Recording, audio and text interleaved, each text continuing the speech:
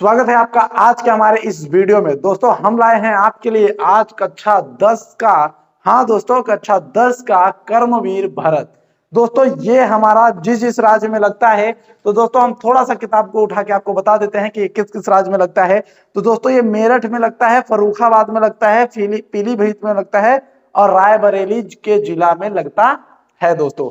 तो आज हम इसे पढ़ने वाले हैं। तो हम देखते हैं दोस्तों कि इसमें क्या क्या क्या क्या है। तो दोस्तों सबसे पहले एक बात जान लीजिए कि कर्मवीर भरत जो हमारा है उसे किसने लिखा है। तो सबसे बड़ी चीज है कि इसे लक्ष्मी शंकर मिश्र जी ने लिखा है। तो कर्मवीर भरत की कहानी क्या है दोस्तों, मैं बताता हूं। देखिए, रामचरितमानस आप लोगों ने देखा होगा, जो तुलसीदास जी ने लिखा है रामचरितमानस दोस्तों, वो आपने देखा होगा, बिल्कुल देखा होगा दोस्तों। तो उसके अंदर जो हमारे मेन भगवान थे, मेन हमारे नायक थे, वो कौन थे? वो राम थे। लेकिन इसके अंदर दोस्तों आपको मिलेंगे भरत, और आपको भरत जी के बारे में देखने को मिलेगा। हमने इससे पूर्व एक चैप्टर अगर हमने पढ़ा हो दोस्तों कभी, तो आपने पढ़ा होगा कि भाई हो भरत जैसा। पहले ये जो है प्राइमरी के स्कूल में एक चैप्टर हुआ करता था कि भाई हो तो भरत जैसा, मतलब भाई को सर्वश्रेष्ठ दिखाया जाता है भरत के रूप में। लोग कहते हैं कि मेरा भाई भी भरत जैसा हो, मेरा भाई भी भरत जैसा हो, भाई हो भरत जैसा। तो इसलिए दोस्तों यहाँ पे आज हम कर्मवीर भरत की कहानी को पढ़ेंगे। आज उनके भाईपन, उनके भाईचारे के बारे में इस पूरी कहानी के अंदर लिखा हुआ है।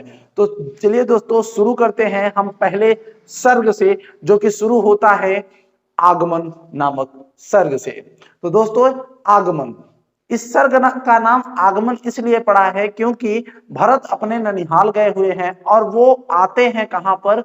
अयोध्या में। तो अयोध्या में आगमन के वजह से ही इस सर्ग का नाम आगमन पड़ा है दोस्तों। अब ध्यान से सुनिएगा कहानी क्या थी। बात कुछ ऐसा रहता है कि कैकेयी माता जी ने दशरथ जी से 2 वचन मांगे हैं, और उन 2 वचनों में इन्होंने पहले में क्या मांगा है? भरत को राजगद्दी मांगी है। और दूसरे में क्या मांगा है दोस्तों? दूसरे में इन्होंने राम को 14 साल का वनवास मांग लिया है, जिसके वजह से दशरथ जी की मृत्यु हो गई हुई रहती है।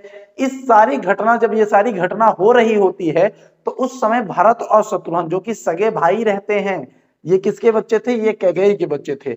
और कौशल्या माता के राम भगवान थे और सुमित्रा के लक्ष्मण जी थे। तो जो कैकेयी के बच्चे थे वो गए थे अपने नाना के यहाँ पे घूमने के लिए। तो यहाँ पर जब राजा दशरथ की मृत्यु हो जाती है दोस्तों, तो वशिष्ठ क्या कहते हैं? दूत भेजते हैं और भरत जी को बुलाते हैं कि जाओ तुम भरत को बुला लाओ। ऐसा दूतों को कहकर भेजा गया रहता है और दूतों को कहा गया रहता है कि यहाँ की कोई भी बात वहां पर उन्हें मत बताना।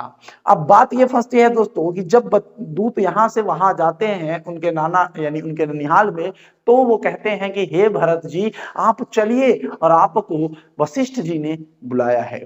तो वो पूछते हैं कि क्या कोई अनुचित समाचार है जो आप एकाएक ऐसे आ रहे हैं? तो वो कहते हैं नहीं नहीं, अनुचित समाचार कुछ नहीं है, बस आपको तुरंत बुलाया है।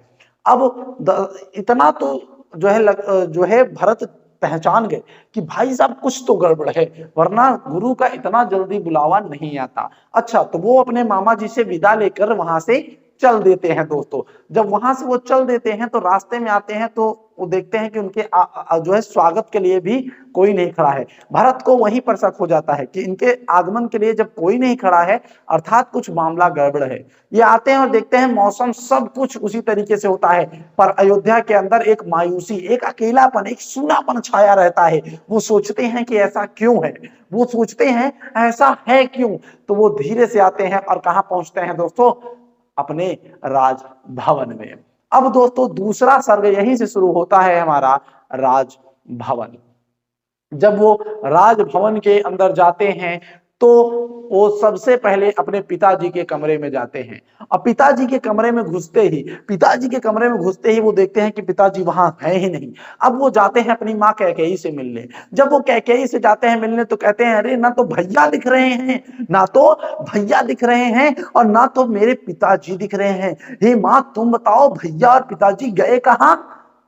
इस पर कैकेयी कहती है, देख बच्चे, मैंने मुझे लोग कुटिल कहें, मुझे कुमाता कहें, मुझसे उससे फर्क नहीं है। मुझे देख, मुझे पूरे संसार का देखना था, जो नियति ने रच रखा था मैंने वही किया। वो कहते हैं माँ सीधे सीधे बताओ बात क्या है, माँ सीधे सीधे बताओ बात क्या है। तो उसने बताया, कैकेयी ने बताया कि भाई कि मैंने दशरथ जी से, अपने पति से 2 वचन मांगे। पहला मांगा तुझे राजगद्दी और दूसरा राम को वनवास। बस इतना सुनते ही तेरे पिताजी के प्राण पखेरु उड़ गए।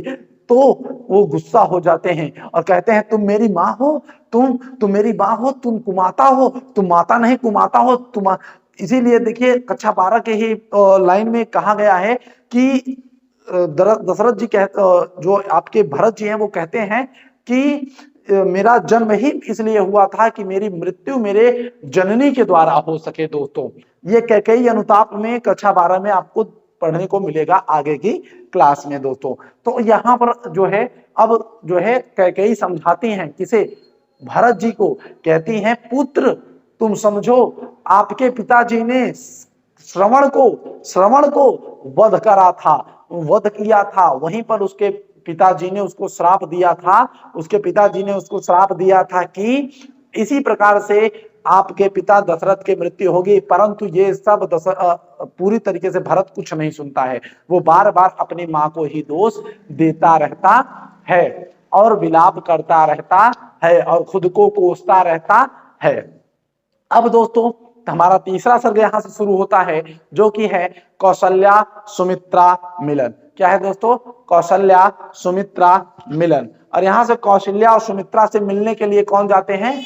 कौन जाता है दोस्तों? भरत जी जाते हैं। तो जैसे ही भरत और शत्रुघ्न पहुंचते हैं कौशल्या के पास, कौशल्या उसे अपने सीने से लगा के रोने लगती है और बस यहीं से भरत कहते हैं कि हे माँ, मेरी माँ ने तो तुम्हारे बच्चे के साथ ऐसा कर दिया, मैं जो है निष्पापी हूँ, मैं कुल जो है कलंकित हो गया हूँ, मैं बहुत ही मेरा ऐसा कोई मन नहीं था माँ, लेकिन दुनिया मुझे कहेगी कि तुमने राज लोभ में अपने भाई को ऐसा कर दिया, तुमने ऐसा क्यों कर दिया।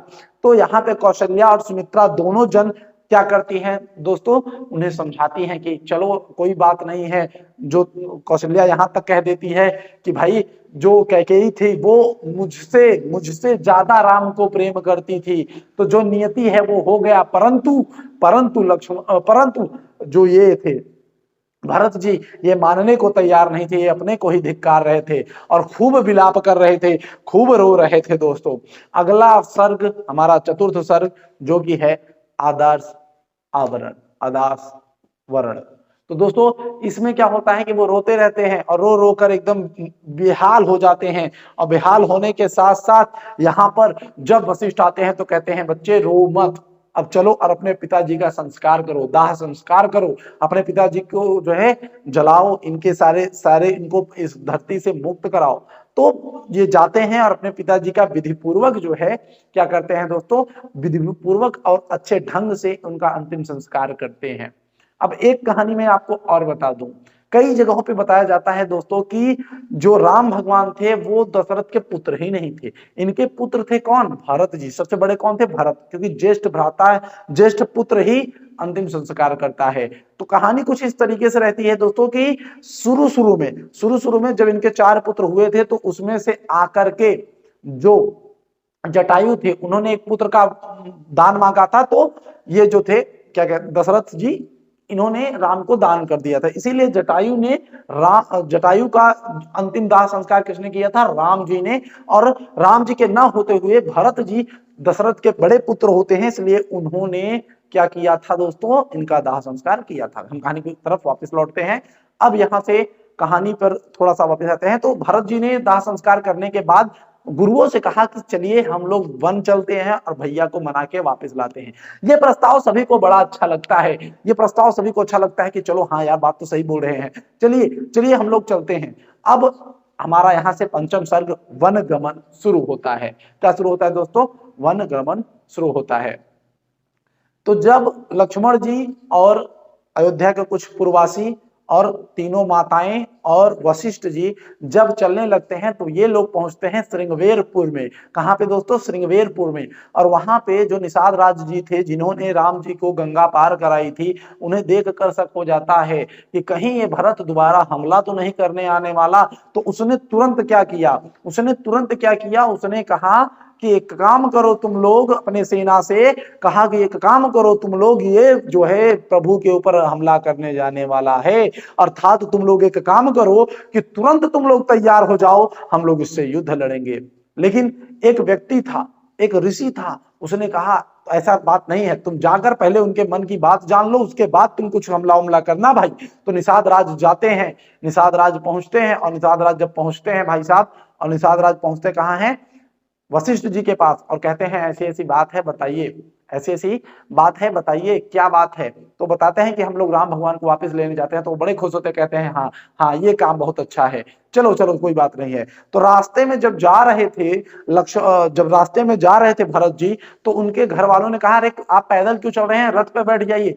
तो उन्होंने कहा भरत जी ने कि मेरा भाई बन गया है, मेरा भाई बन गया है, और आप कह रहे हो कि मैं पैदल चल रहा हूं, मुझे सर के बल जाना चाहिए, मुझे रथ पर नहीं, मुझे सर के बल जाना चाहिए। वो भाई मेरा जो इतना कोमल कोमल सा पैर लेके वो वन के पथ के रास्तों पे गया है, उन वन के पथ के रास्तों पे मेरा भाई घूम रहा है, और मैं रथ से चलूं, धिक्कार है मुझे, मैं सर के बल चलूंगा, लेकिन मैं रथ पर नहीं चढ़ूंगा। लेकिन काफी प्रयत्नों के बाद वो रथ पर चढ़ जाते हैं, और रथ से फिर आगे की यात्रा को वो तय करते हैं दोस्तों। अब अगला सर्ग हमारा जो आता है खष्टम सर्ग, अब वो आता है दोस्तों राम और भरत मिलान। तो दोस्तों यहाँ पे क्या होता है कि इससे पूर्व जब वो पहुंचते हैं राम भगवान के करीब पहुंच जाते हैं, कौन भैया? लक्ष्मण भरत जी। तो भरत जी का आने का समाचार सुनकर के, भरत जी के आने का समाचार सुनकर इससे पूर्व ही भरत लक्ष्मण जी को संदेह हो जाता है कि भाई ये आ रहा है, यानी कुछ गड़बड़ है। लेकिन अपने भाई का आना जानकर राम जी तो बहुत खुश थे कि मेरा भाई आ रहा है, क्योंकि इनके दोनों के बीच बहुत प्रेम था दोस्तों, अत्यंत प्रेम था। और आते ही लक्ष्मण और भरत तुरंत एक दूसरे को गले पकड़कर रोने लगे दोस्तों। ऐसी महिमा और कहां मिलेगी? क्या है कोई ऐसी किताब जहां पे भाई भाई का ऐसा प्रेम है?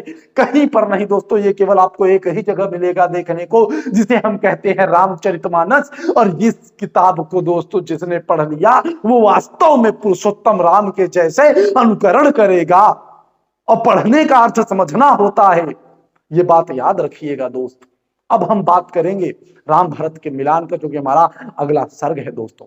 तो दोस्तों यहाँ पर राम और भरत एक दूसरे से मिलते हैं, भेंटते हैं, और एक दूसरे को इतना राम रोते हैं कि पूरा शरीर भीग जाता है भाई का, भरत का। और यहाँ पे वो कहते हैं कि पिताजी की मृत्यु हो गई है। ये जान करके राम के मन में दुख अपार हुआ, पर क्या करे, रघुकुल रीति सदा चली आई, प्राण जाए पर वचन न जाई।